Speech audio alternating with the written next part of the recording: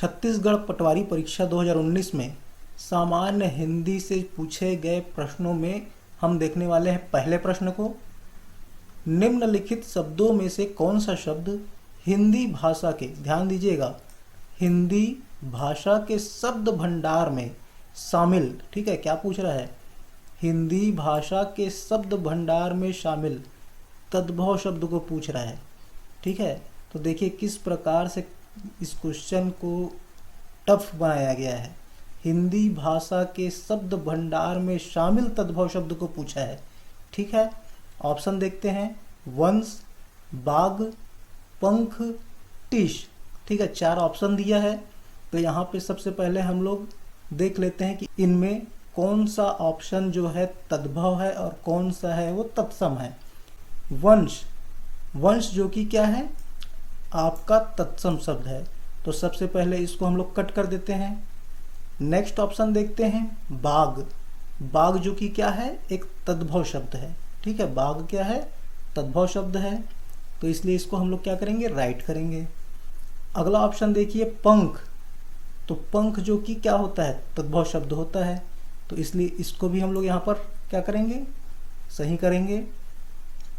Last option है आपका टिश। तो टिश जो कि एक देशज शब्द है।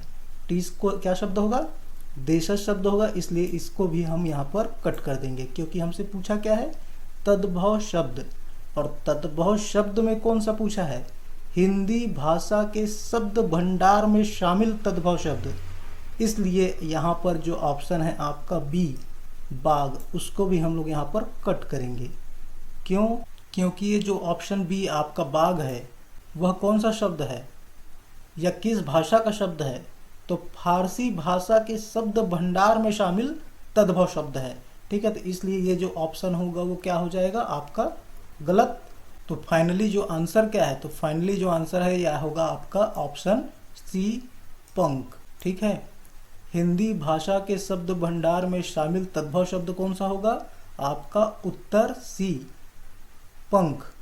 और यहाँ पर देख लेते हैं वंश। वंश जो कि यहाँ पर तत्सम शब्द है। ठीक है, और इसका तद्भव क्या होगा, तो वंश का तद्भव होगा आपका बांस। ठीक, बाघ, बाघ जो कि तद्भव शब्द है, और बाघ का जो तत्सम शब्द कहलाएगा उद्यान या वाटिका। और आपका पूछा था पंख, पंख जो कि तद्भव शब्द है, और इसका जो तत्सम है वो क्या होगा आपका पक्ष। अगला जो प्रश्न दिया है इसमें प्रथम शब्द के बाद 3 अन्य शब्द दिए हैं और प्रथम शब्द के अनेकार्थी शब्दों का सही विकल्प का चयन करना था। ठीक है, काम, नाग, द्विज और वर्ण। चूँकि ये क्वेश्चन सीजी व्यापम द्वारा क्या कर दिया गया था, आपका विलोपित कर दिया गया था, तो इसका जो आंसर है वो यहाँ पर हम लोग नहीं देखेंगे। ठीक है, लेकिन काम, नाग, द्विज और वर्ण, तो चलिए इनका अनेकार्थी शब्द जो कि बहुत ही इम्पोर्टेंट है उसको हम लोग यहाँ पर स्लाइड के माध्यम से देख लेते हैं। तो सबसे पहले हम बात करेंगे अनेकार्थी शब्द की। तो एक से अधिक अर्थ देने वाले शब्दों को क्या कहते हैं, अनेकार्थी शब्द कहते हैं। एक से अधिक अर्थ देने वाले शब्दों को क्या कहते हैं, अनेकार्थी शब्द कहते हैं। यहाँ पर काम, तो काम के अनेकार्थी शब्द क्या क्या होंगे, कार्य, कामदेव और इच्छा। ठीक, नाग, हाथी, सांप, बादल, पर्वत।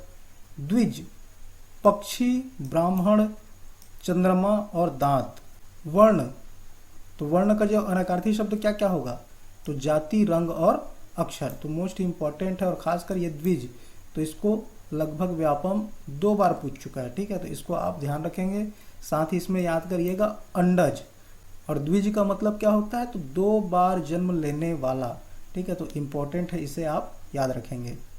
नेक्स्ट क्वेश्चन, निम्नलिखित में से कौन सा शब्द कंज शब्द का पर्यायवाची शब्द नहीं है, और ऑप्शन दिया है अमृत, ब्रह्मा, कमल और मदिरा। तो यहाँ पे मैं आपको बता दूं कि जो कंज शब्द है तो इसका हाल ही में अभी एजीडीओ और आपका सहायक संपरीक्षक 2018 में भी ये क्वेश्चन पूछा जा चुका। तो सबसे पहले क्या करते हैं, हम लोग उस क्वेश्चन को देखते हैं जो कि आपका 2021 और 2018 में क्या पूछा गया था। तो यहाँ पे देख सकते हैं, तो ये आपका 2018 साफ सहायक संपरीक्षक 2018 में पूछा गया प्रश्न था। ब्रह्मा कमल अमृत केस, ब्रह्मा कमल अमृत केस के लिए एक शब्द है। इसका जो आंसर क्या लिया गया, उपयुक्त में से कोई नहीं। ठीक है, और जस्ट अभी हाल ही में 2021 में पूछा गया क्वेश्चन है, कंज शब्द का अर्थ नहीं है, तो कौन सा नहीं है, तो ये है आपका ऑप्शन बी, प्रकृति। और कंज शब्द का अर्थ क्या क्या होता है, तो ब्रह्मा, कमल और अमृत। और यहाँ पर मैं आपको याद दिलाना चाहूँगा कि अभी हाल ही में क्या पढ़े थे हम लोग, अनेकार्थी शब्द। और अनेकार्थी शब्द का मतलब क्या होता है, एक से अधिक अर्थ देने वाले शब्दों को कहते हैं अनेकार्थी शब्द। तो यहाँ पे कंज, कंज जो कि ब्रह्मा, कमल और अमृत, तो कंज के ये क्या है, अनेकार्थी शब्द हैं। ठीक है, और आपका जो पटवारी 2019 में पूछा गया प्रश्न था कि कंज शब्द का पर्यायवाची शब्द कौन सा नहीं है। ठीक है, तो यहाँ पर क्या पूछा है, पर्यायवाची।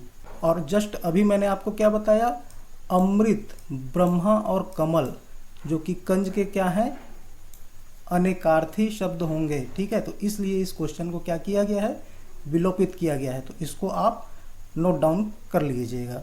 अगला प्रश्न है, बाह्य प्रयत्न के आधार पर वर्णों के मुख्यतः कितने भेद होते हैं, तो इसका जो आंसर है वो क्या होगा, 2। ठीक है, बाह्य प्रयत्न के आधार पर वर्णों के मुख्यतः कितने भेद होते हैं, 2 होते हैं। इसी में एक और प्रयत्न का पूछता है, अभ्यंतर प्रयत्न के आधार पर। ठीक है, तो उसको चलिए यहाँ पर देख लेते हैं, वो भी क्वेश्चन आपका पूछा गया प्रश्न है व्यापम द्वारा। तो यहाँ भी हमने पढ़ा बाह्य प्रयत्न के आधार पर। ठीक है, कितने होते हैं, 2, अघोष और घोष। इसी प्रकार अभ्यंतर प्रयत्न के अनुसार वर्णों के उच्चारण के मुख्य रूप से कितने भेद होते हैं, तो 4 भेद होते हैं। ठीक है, बाह्य प्रयत्न के आधार पे 2 भेद होते हैं, अभ्यंतर प्रयत्न के अनुसार 4 भेद होते हैं। यह भी आपका व्यापम द्वारा पूछा गया प्रश्न है। ठीक है, तो इसलिए इसको भी मैं यहाँ पर आपको कवर करा रहा हूँ। तो यहाँ पर अभ्यंतर प्रयत्न के आधार पर 4 भेद, विवृत्त, स्पृष्ट, उसके बाद कुछ नहीं करना है, दोनों में क्या लगा देना है, ईशत, ईशत विवृत्त, ईशत स्पृष्ट। ठीक है, याद रहेगा। तो चलिए अगला प्रश्न देखते हैं। अगला प्रश्न है, शास्त्रों की बात में कविता का दखल समझना, यह भी धर्म के विरुद्ध है। इस वाक्य में यह किस प्रकार का सर्वनाम है, तो ये जो यह है वो किस प्रकार का सर्वनाम पूछा है। 4 ऑप्शन आपके सामने यहाँ पर दिया गया है, निजवाचक सर्वनाम, निश्चयवाचक, संबंधवाचक और अनिश्चयवाचक। तो सबसे पहले देख लेते हैं निजवाचक सर्वनाम के अंतर्गत कौन कौन से शब्द आते हैं, स्वयं, खुद ही, स्वतः, स्वतः ही, अपने आप ही। उसके बाद था आपका निश्चयवाचक सर्वनाम, तो निश्चयवाचक सर्वनाम के अंतर्गत वह, यह, यही, वही, इसी, उसी आदि शब्दों का प्रयोग होता है। अनिश्चयवाचक सर्वनाम के अंतर्गत कोई, कुछ, किसी, किन्हीं, और एक ऑप्शन दिया गया था संबंधवाचक सर्वनाम, तो उसमें जो, सो, अगर, तो इस प्रकार के शब्दों का वहाँ पर प्रयोग किया जाता है। और वहाँ पर क्या पूछा गया था, यह, और यह कहाँ पर आ रहा है, निश्चयवाचक सर्वनाम के अंतर्गत आएगा। ठीक है, तो इसलिए जो उत्तर है वो क्या हो जाएगा आपका, निश्चयवाचक सर्वनाम। शास्त्रों की बात में कविता का दखल समझना, यह भी धर्म के विरुद्ध है। इस वाक्य में यह किस प्रकार का सर्वनाम है, तो निश्चयवाचक सर्वनाम। और यहाँ पर ध्यान दीजिएगा, सर्वनाम जो कि संज्ञा के स्थान पर प्रयुक्त हो शब्द को सर्वनाम कहते हैं, या संज्ञा के बदले आने वाले शब्द को सर्वनाम कहते हैं। और सर्वनाम के कितने भेद हैं, 6 भेद हैं, पुरुषवाचक सर्वनाम, निजवाचक सर्वनाम, निश्चयवाचक सर्वनाम, अनिश्चयवाचक सर्वनाम, प्रश्नवाचक सर्वनाम, संबंधवाचक सर्वनाम। तो ये 6 भेद आपको पता होने चाहिए। ठीक है, डायरेक्ट इससे एग्जाम में पूछा जाता है। और साथ ही ये जो है आपके, ठीक है, पुरुषवाचक सर्वनाम में एक भी क्वेश्चन नहीं मिला। ठीक है, व्यापम द्वारा, पीएससी द्वारा एक भी क्वेश्चन नहीं पूछा गया है उदाहरण में। ठीक है, और निजवाचक, निश्चयवाचक सर्वनाम, आपका अनिश्चयवाचक सर्वनाम, प्रश्नवाचक सर्वनाम और आपका संबंधवाचक सर्वनाम, तो इनसे आपको ज़्यादातर उदाहरण से संबंधित प्रश्न देखने को मिलता है। तो इसको आप, ठीक है, आप हमारे टेलीग्राम चैनल को ज्वाइन कीजिए। स्टडी छत्तीसगढ़ टेलीग्राम चैनल है और वहाँ पर ये पीडीएफ आपको अवेलेबल करा दिया जाएगा। अगला क्वेश्चन है, निम्नलिखित में से कौन सा वाक्य शुद्ध है, तो ऑप्शन ए है इतने में क्या देखते हैं कि सामने नंगी तलवार लिए वह खड़ा है। वह अनेक वर्षों से वहाँ पढ़ाता था।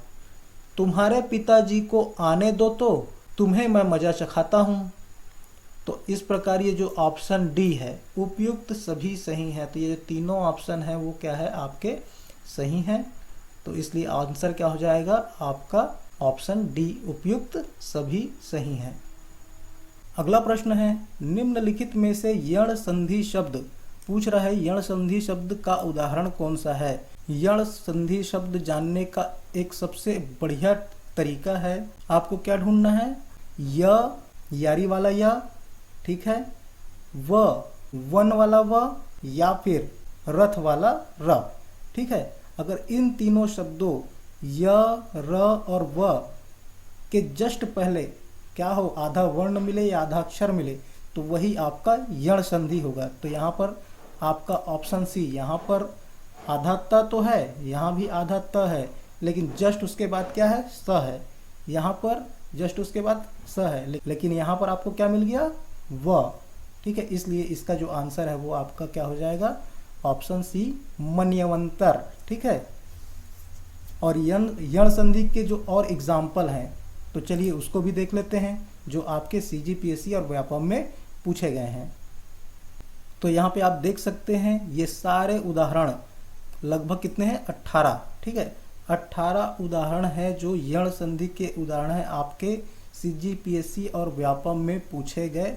ठीक है, और यहाँ पर आप देख सकते हैं स्वागत, अन्वय, अत्यावश्यक, यद्यपि, अत्युत्तम, अत्युष्म इत्यादि, अत्याचार, अन्वीक्षण, देव्यार्पित, अत्यंत, सख्यागमन, अभ्युदय, मनवंतर, प्रत्युपकार, अध्येषणा, अन्वेषण, उपयुक्त। तो ये टोटल कितने हैं आपके 18।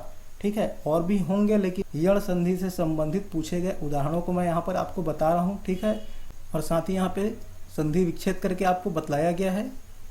और यहाँ पर ध्यान देंगे, यहाँ पे व, यहाँ भी व, यहाँ भी व शब्द, यहाँ यद्यपि, तो यहाँ पर दया कैसे लिखेंगे, तो द, धन, य। ठीक है, तो यहाँ पर कौन सा शब्द आ जाएगा, य शब्द आ रहा है, यहाँ पे भी य आ रहा है,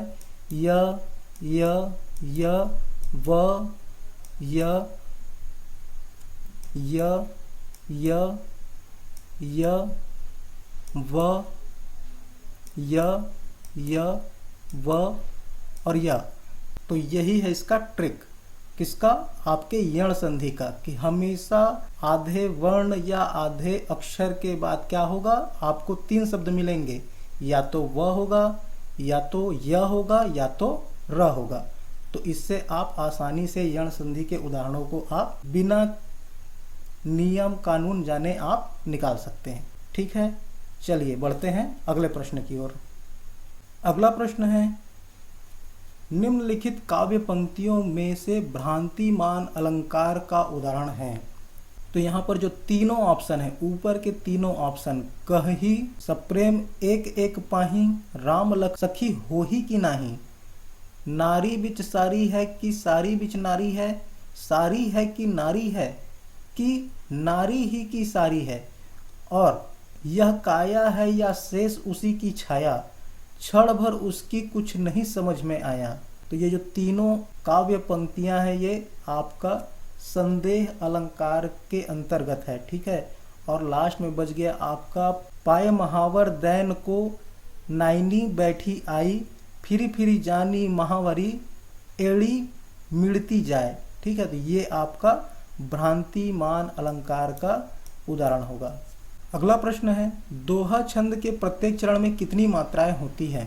तो यहाँ पे मैं आपको बता दूं, दोहा जो कि अर्ध सम मात्रिक छंद है। ठीक है, और यहाँ पर जो आंसर ए है वो इसका उत्तर होगा। ठीक है, 13 11 13 11 इसके जो विषम चरण है, विषम चरण मतलब 1 और 3, प्रथम और तृतीय, इसमें 13 13 मात्राएं, और सम चरण तो ये आपका द्वितीय और चतुर्थ, इसमें 11 11 मात्राएं होती है।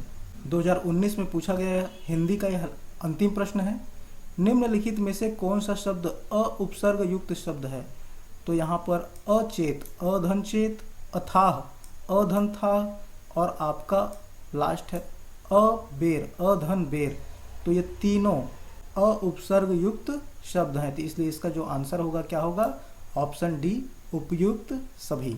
तो उम्मीद करता हूँ कि पटवारी 2019 में पूछे गए हिंदी के लगभग सभी प्रश्न आपको बहुत ही अच्छे से समझ में आ गए होंगे। और यदि किसी प्रश्न में किसी प्रकार का डाउट है तो आप कमेंट कीजिए, और हमारा हौसला बढ़ाने के लिए, ठीक है, हमें भी प्रोत्साहित करने के लिए आप इस वीडियो को लाइक, शेयर और हमारे चैनल स्टडी छत्तीसगढ़ को सब्सक्राइब करना ना भूलें।